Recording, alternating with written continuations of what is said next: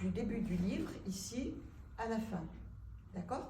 Et chaque partie, c'est comme un épisode de Netflix, c'est un épisode, c'est-à-dire qu'il va y avoir un problème, un petit problème, qui sera résolu à la fin, et bien sûr, à la fin, il y a ce qu'on appelle les cliffhangers, c'est-à-dire, c'est un mot anglais qui veut dire accrocher à la falaise.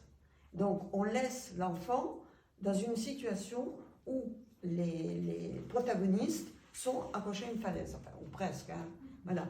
C'est-à-dire qu'il y a une situation problème qui arrive, l'autre a été résolu, le premier problème a été résolu, deuxième problème qui arrive, on commence à débaucher, et puis, prap, à suivre.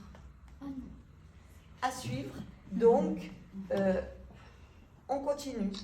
Après, pour le 2, je ne sais plus où il est là, bon, peu importe.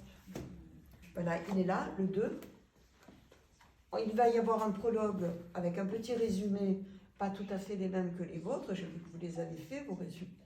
Un petit résumé, et on rappelle le problème numéro 2, il va être résolu ici, et bien sûr, dès qu'il sera résolu, comme dans la vie, il va y avoir un troisième problème qui va se présenter, et au moment où il y a une situation difficile, à suivre.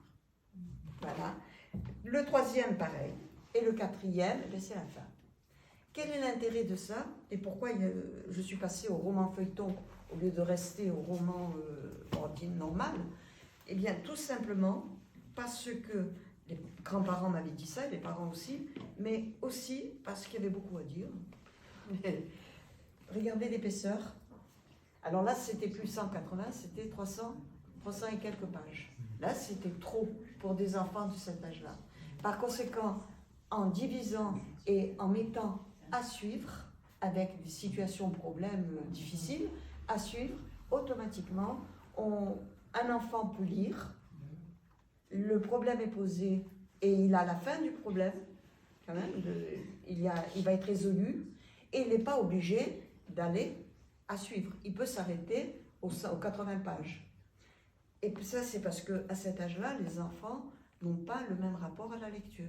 Certains peuvent lire d'un seul coup tous les chapitres, peut-être la petite jeune fille, puisque je la vois sourire. Donc peut-être tous les tomes, tous les épisodes peuvent être lus d'un seul coup. Mais celui qui a des difficultés peut très bien lire un épisode, terminer, attendre, et puis s'il a envie de reprendre, j'ai fait ces petits livres que j'offre en général quand je suis en salon, quand en dédicace. Ce sont des petits livres où j'ai donné la parole à Toto Chix, parce que dans un truc d'équité, moi je suis féministe, mais j'estime que c'est l'égalité, et pas les hommes décomposés. Donc, je donne la parole à Toto Chix, qui va s'exprimer sur ce qu'a dit Naïs, en disant oui, elle a raison, non, t'as pas raison. Moi, en particulier, à un moment donné, il est un petit peu macho, hein, et on l'a vu. Et donc, il va expliquer pourquoi c'est sympa d'être dans une société où l'homme est reconnu, etc. Parce qu'il était très timide. Il n'osait rien faire. Il était sous la coupe de Naïs, qui, elle, s'exprimait bien, elle était forte, elle était grande, elle savait plein de choses en classe. Et là, elle lui dit, tu vois, ça m'a donné de l'assurance, maintenant ça y est. Parce qu'il faut qu'il y ait l'évolution des personnages.